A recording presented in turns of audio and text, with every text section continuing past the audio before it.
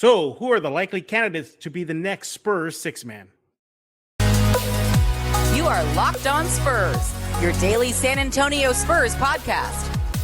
Part of the Locked On Podcast Network, your team every day. Hey, this is Chris Sabat, and you're listening to Locked On Spurs with Jeff Garcia. Welcome back to Locked On Spurs right here on the Locked On NBA Network. I'm your host, Jeff Garcia, Spurs writer for Kens 5 San Antonio. I am glad to have you back. Hey, you made the right choice always coming here to Locked On Spurs. We thank you every day, and you guys are the everydayers. You can find us on YouTube, Kens 5 Plus app, iTunes. The list goes on and on. We are part of the Locked On Podcast Network, your team every single freaking day, except for the offseason. We're down to 3 weeks. So what are we talking about today? We're going to be looking at the likely candidates to be the Spurs six-man heading into next season. Believe it or not, there are quite a handful of players that could possibly fill that role, and then catch you up with some Spurs news and notes that you may have missed. Quick note, though, unfortunately, we could not do a video today due to some scheduling issues with the guests. We had to accommodate him. Between work and scheduling Locked On Spurs, we just thank him for his time. We'll introduce him shortly. Hey, but speaking of changes, and especially the six-man position, there's another aspect of the Wemby effect. He is here. He changes the total dynamic of this roster. We know he's going to get the start. You know, he's listed at 7'5" in shoes, but yet doesn't want to play the center spot like we play the four spot. So that shifts everything around. So you know he's guaranteed to start. That's not an issue.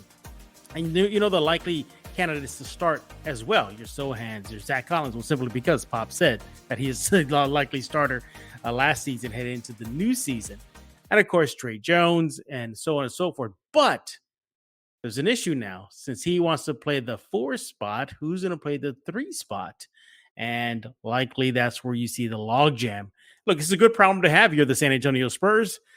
You like to have, as I say, the rich get richer. And this is a situation where the Spurs definitely got richer by winning the draft lottery and getting Wemby, and now having a great problem of who is going to be starting alongside Wemby. Is it Keldon? Is it Devin? Is it somebody else that we're not even thinking about? Could you possibly see a Malachi Branham? That's the beauty of this Spurs team. They have so many interchangeable players right now that they can trot out some very unique lineups, from traditional lineups to very explosive lineups to your half-court lineups. And that's what makes next season so exciting. The Wemby effect gives this team a new wrinkle, a wrinkle they haven't had in quite some time, that being a franchise player and building around him. These are just the parts, the steps of leading to that, team, hopefully that'll carry into the postseason, crossing fingers, or if minimal, the play-in spot. But look, somebody's going to have to step aside. Is it likely going to be Keldon? Could it possibly even be a guy that many Spurs fans think is likely due for a big jump? Devin Vassell. I mean, look, at the end of the day, it's win-win for the Spurs. You get yourself a great starting five and a potent player coming off that bench. But who will be that player? That's what we're going to talk about right now on Locked On Spurs. Let's go and bring in our guest, the very busy man. He is Michael Jimenez of the Acquired Taste Network. Make sure to follow him on Twitter at MJ Acquired Taste. Jimenez, welcome back to Locked On Spurs. And we hear you're busy, so we won't take up too much of your time. Man, I am amped up after hearing your intro there.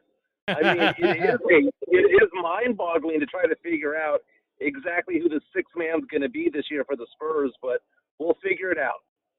Exactly. And he will talk about his show, the Acquired Taste Network, and some big news on the horizon. Very, very, very short wait for some new wrinkles with the Acquired Taste Network. All right, Jimenez, let's, as you heard the intro, the Spurs have a good problem. Is who's going to be in the starting five. And it's not going to be the same one that the Spurs trotted out last season simply because of the Wemby effect. He is in uniform now. He is taking somebody's spot. He's not going to play the five. He made it very clear he doesn't want to do that. He is comfortable at the four spot. So it's whatever Wemby wants, Wemby's going to get, which means somebody has to give. Somebody's going to have to step aside. Before we go into our ultimate pick of who's going to be the sixth man, let's start off with your picks. Who are your candidates to likely be leading the bench next season? That's a very good question. My candidates right now, because the Spurs seem to want to go young, I'm thinking it's going to be a young player. So I think the number one candidate right now is Keldon Johnson to be the sixth man. I would say Malachi Branham will be one of the first off the bench as well. And you might actually say that Doug McDermott might deserve that role too. Mm-hmm. It's interesting when you take a look at the Spurs roster, because when we try to figure out exactly who's going to be the sixth man, I think we have to go about this as a process of elimination. We know that Victor Wembanyama is going to be a starter on this team, right? I firmly believe that Devin Vassell will be starting on this team because Vassell is the best professional ball player there, that has NBA experience. Right. Then you go to Jeremy Sohan. There's a lot to like about him. He gets the fifth. He gets to do what he does well. And I can't see Pop bringing Sohan off the bench. I think Pop wants him there early on. And you need to have that sidekick there for Victor Wembanyama. So now you're looking at it, Zach Collins. I want Zach Collins on the court with Wemby, because if Wemby doesn't want to play the five, somebody's got to. Exactly. And I like Zach Collins out there. I like how he can open up the floor, shoots 34 to 35% from three. I want Zach Collins out there. So now we're down to about three players for one starting position. And I don't think Malachi Branham is going to be a starter. So really we're down to two. Mm-hmm. We're down to Keldon Johnson or Trey Jones. One of them is going to be the starter, and now that I think about it, the one that's not going to be will be the sixth man. Yeah, exactly. The Spurs, somebody's going to have that talk. The coaching staff's going to have that talk with one player. And right now, all signs are pointing to possibly it being between Devin and Keldon. Now, look, that is still a role to covet. Just because you're the sixth man does not mean that you're a scrub. Just because you're the sixth man does not mean that you're not worthy enough. Whoever that is going to be should be proud to know, like, hey, I'm on a stacked team. And if I have to come off the bench, we got a good shot at a good season. And you're right. The starting lineup as of now, at least projected, is Wemby, Collins, Sohan, Trey Jones, which leaving that fifth spot. So I agree with you. I don't see Malachi coming off the bench. The only wild card in all this, in my opinion, is probably Sohan. I mean, that is a wild card. I mean, that he would, that would really surprise me if he's coming off the bench. But as of right now, Jimenez, technically he is a candidate for that spot if the Spurs want to go in that direction. Now, when we get back, we're going to go ahead and whittle this down and pick who is going to be the sixth man for the Spurs right here on Locked On Spurs with Mike Jimenez of the Acquired Taste Network. Make sure to follow him on Twitter at MJ Acquired Taste and go to YouTube, search it, subscribe to it, MJ Acquired Taste. Hey, I want to talk to you about Ibotta. If you're picking up burgers and hot dogs for a summer barbecue, you know you're already doing it, so why not get cash back for it with Ibotta? Ibotta gives you cash back on hundreds of grocery items from produce to personal care to pantry goods, so you can make sure you're beating inflation no matter what you are purchasing. Either link your loyalty account or upload your receipt after you shop and get cash back. It is super easy. On average, Ibotta users earn about $120 per year. That could cover the cost of an entire shopping trip, or you could use your cash back to buy that flight you've been eyeing, that game you're dying to go to, or that fancy dinner you've been craving. Other apps give you points that don't amount to much. With Ibotta, you can get real cash back. You can cash out to your bank account, PayPal, or gift cards.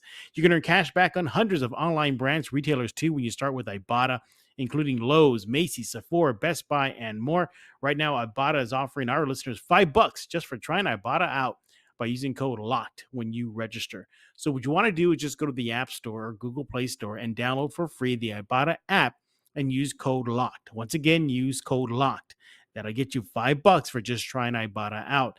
That's IBOTTA in the Google Play or App Store and use code LOCKED. We are back right here on Locked On Spurs with Michael Jimenez of the Acquired Taste Network. That's on YouTube. Make sure to follow Jimenez on Twitter at MJ Acquired Taste. He'll tell you all about his show and more later on this episode of Locked On Spurs. And as always, we thank you for making Locked On Spurs your first listen every day. You guys are the everydayers. We appreciate you coming here to Locked On Spurs each and every day. Again, unfortunately, due to some scheduling conflicts, Jimenez, I think ultimately it's going to come down to Keldon. But Jimenez, isn't it kind of off considering currently the highest paid Spur is yours? Six man? Does that feel wrong? Yeah, I was actually going to bring that up. The fact that, when was the last time we saw a six-man be the highest paid player on an NBA franchise? I'm not sure it's ever happened that way. Yeah. But Keldon, keep in mind, it's not like he makes a fortune. Yeah. It's a fortune to you and me, right? $20 million a year, but it's actually going to go down to 18 and then down to 17 and a half.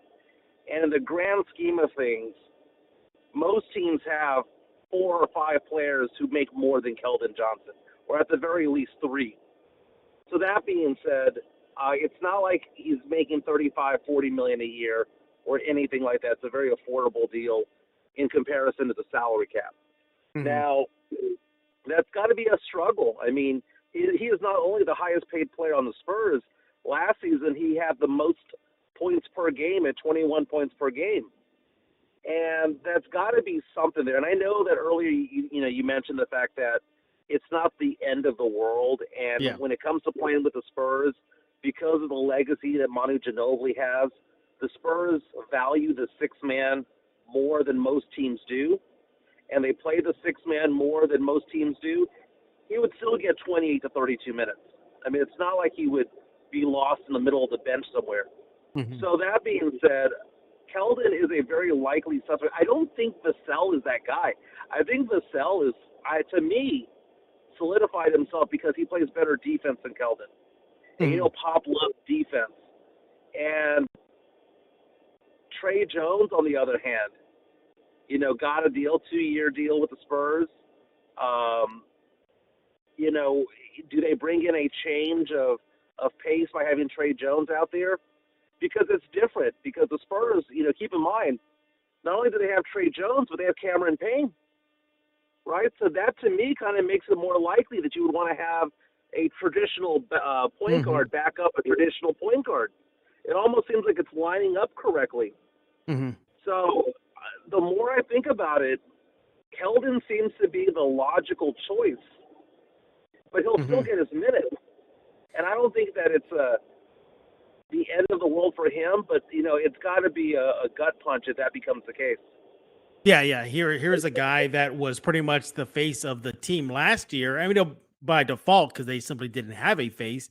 He was put front and center, and now he's going to take a step back if they go in that direction, which I think would benefit him, not having to have to carry the load. Look, we know they're going to look to Wemby to carry the load as the season goes on. I think that actually may free him in a way on the court to be a little bit more comfortable and not so much pressure on him. We know that Wemby's going to get all the touches. He's going to be the anchor on defense, and perhaps the shift in role for Keldon will allow him to lead his own unit off that bench. And remember, it doesn't, as they always say, it doesn't matter how you start, is how you finish. And you can't tell me if the game's on the line, Keldon's going to be at the bench. Barring, injury or fouls out or some foul situation or matchups. But for the most part, he should be able to finish the season. He's been very durable throughout his career, never had any major injury, nothing like that. So you could, he is reliable in that aspect. I think though, Jimenez, I think the one, what was he, dark horse, but I guess the obvious, second candidate to get the six-man award has to be Devin, right? He will likely, if it's not Keldon, it's going to be Devin, right? Disagree, man. I think Devin Vassell is the best player on this team. He's the best player on this team. I know. No. What I understand what you mean by that, but I'm just saying, if for some reason the Spurs don't go that route and they don't start him, he is likely the sixth man, right? If they decide to not follow what you're Well, thinking of him starting. Well, then I see where you're going with that. Yeah. I would counter by saying, the other way that you can look at it is that maybe it's Trey Jones that's coming off the bench for the sixth man, and maybe it's Sohan who's playing point forward. Mm-hmm. I mean, that's a possibility also.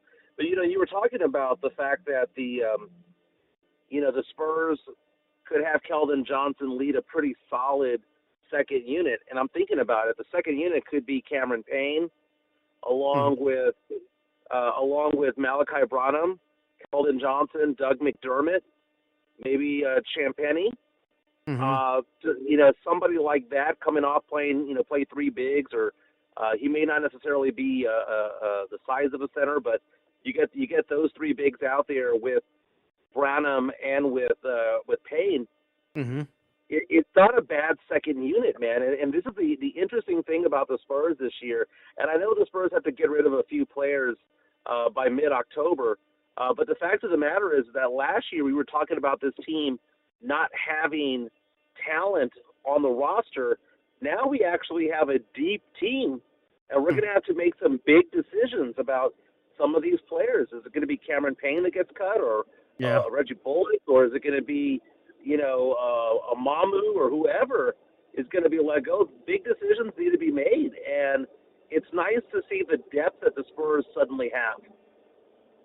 Yeah, they have good depth, and I think they're going to be one of the better bench units next season. So if we go with what we project is that Keldon's coming off that bench, then as of right now, that's Keldon, Malachi, Mamu, Bassie, Champagnie, Peyton. That is pretty good. Now, something's got to give. We get that. They still got to cut some players. But even once they do finalize their cuts, still a very potent one. So at the end of the day, all signs are pointing to Keldon likely coming off that bench. But what a problem to have, Jimenez, huh? To have this amount of depth on your roster that you have to have Keldon Johnson. That is just incredible. It's a thing where you look at DraftKings, and DraftKings saying the Spurs have an over-under of 29.5 wins as of this past weekend. Bet the over. Looking at? Oh, yeah. Bet the over. There's a rumor has it that I've already bet the over on a couple of these things as well. I bet you did. I might have the receipt still. So, you look at this Spurs team, it's amazing that the depth is there. And the depth is important because, the depth is important because what happens if a player gets hurt? What happens if Sohan goes down? What happens if – the one that can't go down is Wemby, right? Because Wemby is everything to this offense ultimately when it's all said and done. But, if you have a Trey Jones go down, well, you have a Cameron Payne. If you have a Sohan go down, well, you have a Champagnie. You've got exactly. You've got somebody there to kind of take the lead who can put the ball in the bucket. And it's exciting because I don't see this as a 29-win team. I've been calling it from the beginning that this is a 46-win team. I think worst-case scenario, the Spurs win 40. But I see this as a healthy team getting 46 wins and fighting for that sixth spot.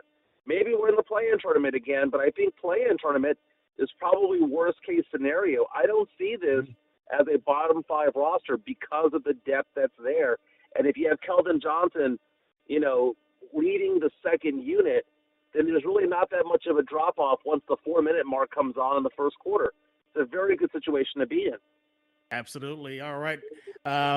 That's who we think will likely be the Spurs six man. We want to hear from you. Let Michael know on Twitter at MJAcquiredTaste. Let me know on Twitter at Jeff G Spurs Zone. And we'll get back. We're going to catch you up with some Spurs news and notes. Wemby has been revealed. Well, virtual Wemby has been revealed on NBA 2K24. And the Spurs are doing right by the community. Find out how you can pitch in right here on Locked On Spurs.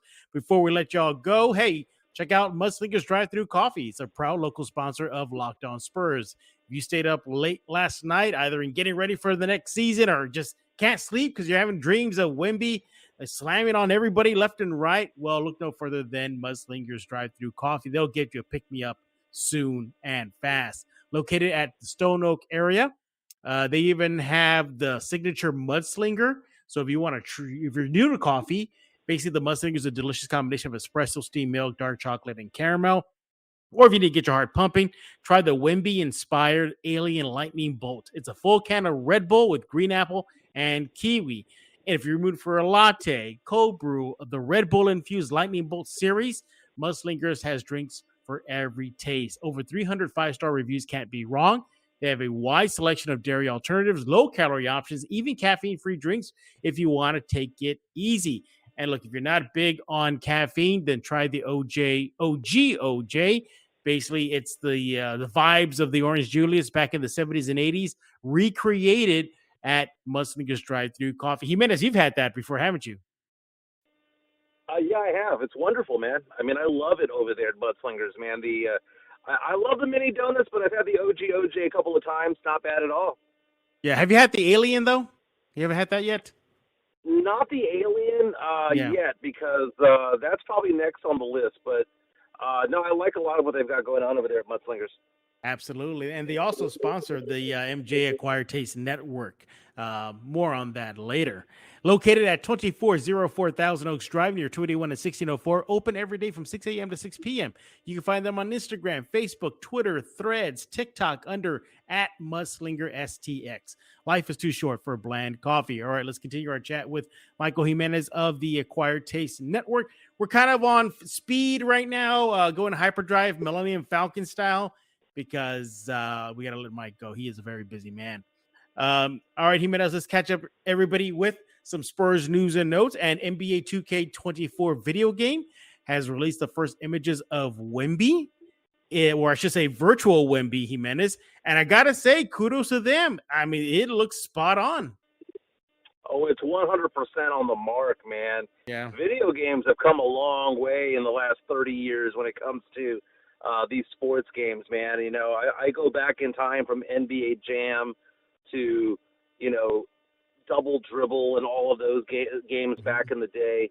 But, man, you take a look at it now. Wemby looks like Wemby. You know, it's absolutely. It's remarkable what the graphics have been able to do these days. Absolutely. You can check that out at kensfi.com/Spurs. And other Spurs news, so more Wemby, shocker. Leading trading card company Panini revealed the first Wembanyama rookie basketball card, wait for it, in his Spurs jersey. And it's already hitting eBay.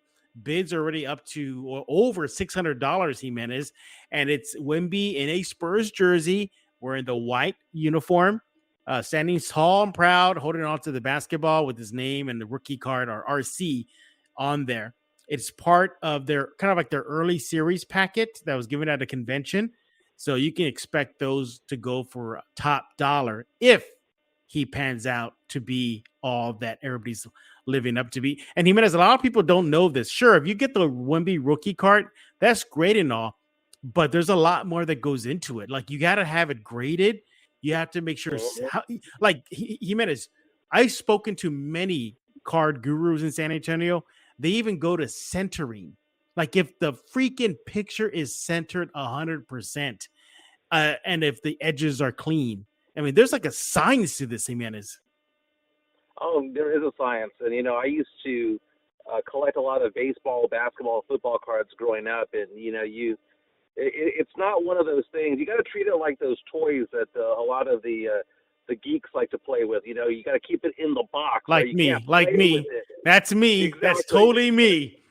You got to keep it in the box. So when you see that you have it there, you better have one of those hard plastic cases there, the sleeve to put it in there, and put it away. Do not hand it off to somebody. Nope. Do not have all the familia look at it.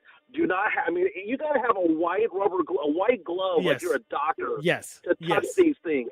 You don't want Tio and Tia getting their tortilla hands on there, their enchilada hands on there.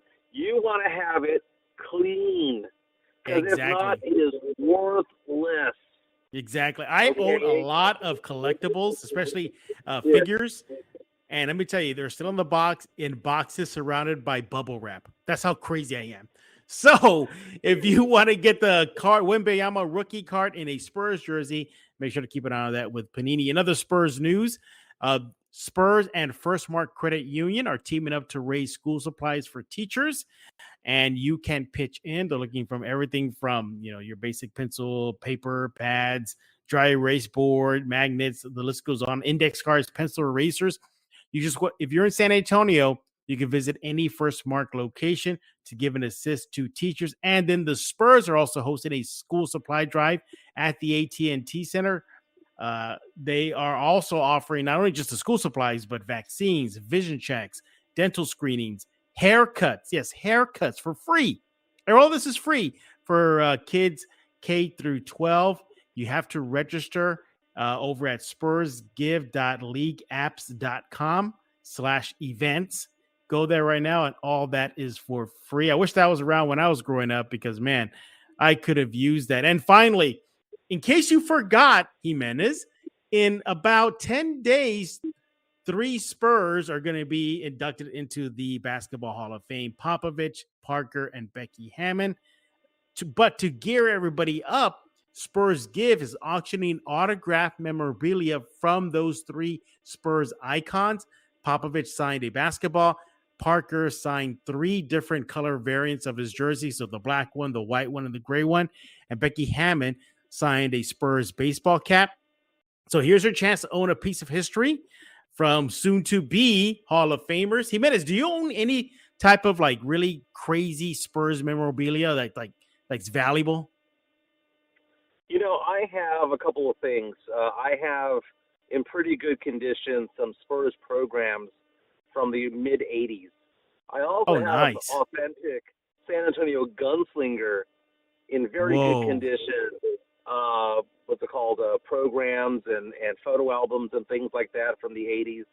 I have also some photos that they used to sell at the Hemisphere Arena of players like Artis Gilmore, Mike Mitchell, Alvin Robertson, Gene Banks. I mean, those were on my walls growing up here in San Antonio. But I noticed that you mentioned Becky, you mentioned Pop and Parker.